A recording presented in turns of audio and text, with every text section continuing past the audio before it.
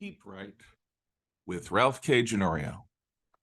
Once again, Islamist terrorists are attacking the state of Israel. Here in the United States, the usual apologists for America's enemies haven't lost a moment in praising the Palestinian cause. These apologists are almost all left-wing social justice warriors. The alliance of Islamist fundamentalists and SJWs would be laughable if it weren't utterly tragic. Our progressive neighbors, who care more about the alphabet mafia of the ever-fluid gender identity community, make common cause with devotees of Sharia law who condemn every homosexual that they find to death. In fact, all that woke snowflakes and those who would die shaheed as martyrs in an Islamic jihad have in common is their shared enemy, us.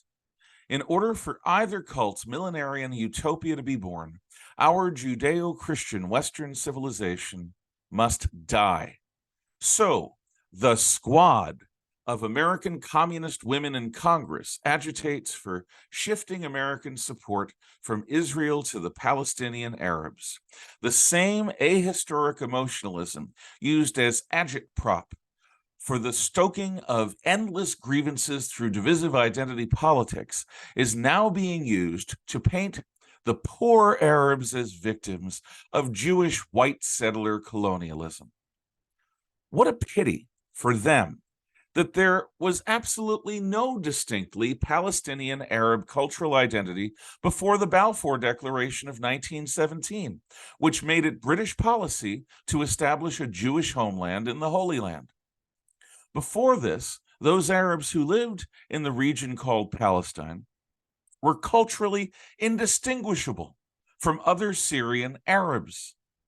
After Jews began to return to their ancestral home, a reaction among local Arabs produced a unique Palestinian identity in opposition to Israel.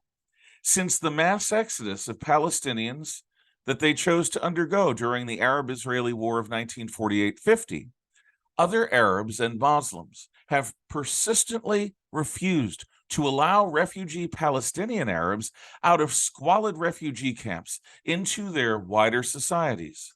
Other Arabs refused to accept Palestinians as fellow Arabs, instead treating them as a people apart. Since the 1990s, Palestinian Arab territory has been abandoned by Israel and given to a Palestinian Authority. This authority has remained or has kept the society on the West Bank of the Jordan and the Gaza Strip wretched, so that almost all international aid, and there's plenty of that, could be funneled to the terrorists.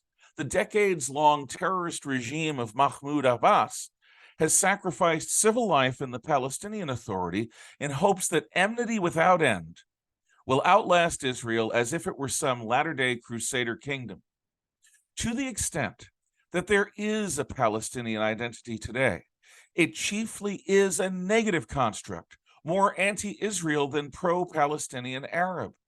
The only outcome that will satiate their ambitions appears to be the forcible removal of all living Jews from the Holy Land. Israel is the only functioning multi-party democracy in all the Middle East. It is the only society there that has genuinely left medievalism behind and entered the modern world. It is the only place on earth that a Jewish people, which has been persistently targeted for genocide since before the Mosaic Exodus from Egypt, can call their own. It is, along with Britain, America's greatest natural ally. Ties of blood, culture, and faith connect the United States and Israel. Israelis have consistently been willing to trade land for peace. Israelis hope that an Islamic Arab civilization that stretches from Morocco to Iraq will someday be willing to allow Jews to peaceably live in a land the size of New Jersey. For the words "never again" to have any meaning for our long-standing commitment to stop genocide to be true, we cannot allow Israel to be overcome. On purely humanitarian grounds, we should stand with the government in Jerusalem. However, we Americans have a selfish reason for standing with Israel. In the 1973 Yom Kippur War, American aid prevented Israel from a desperate use of its semi-secret nuclear deterrent. That atomic arsenal is much greater today. This, coupled with the Obama and Biden administration's disastrous appeasement of an atomic-minded Iran, has created a nuclear powder keg. A nuclear exchange between Tehran and Jerusalem could spark a global nuclear exchange. If and only if United States policy is unambiguously clear that we will not allow anyone to profit by a conventional or nuclear attack against Israel, can we hope to prevent a nightmare scenario of endless escalation. As with Taiwan and the rapacious Chinese Communist Party, America's commitment to Israel must be so solid as to be able to plausibly deter Iranian and Arab attacks. Be clear, the Hamas organization that has launched a general attack against Israel is trained, equipped, funded, and directed from Iran. A proxy war between Jerusalem and Tehran has already begun. Only Washington's deeds can keep this struggle from expanding out of control.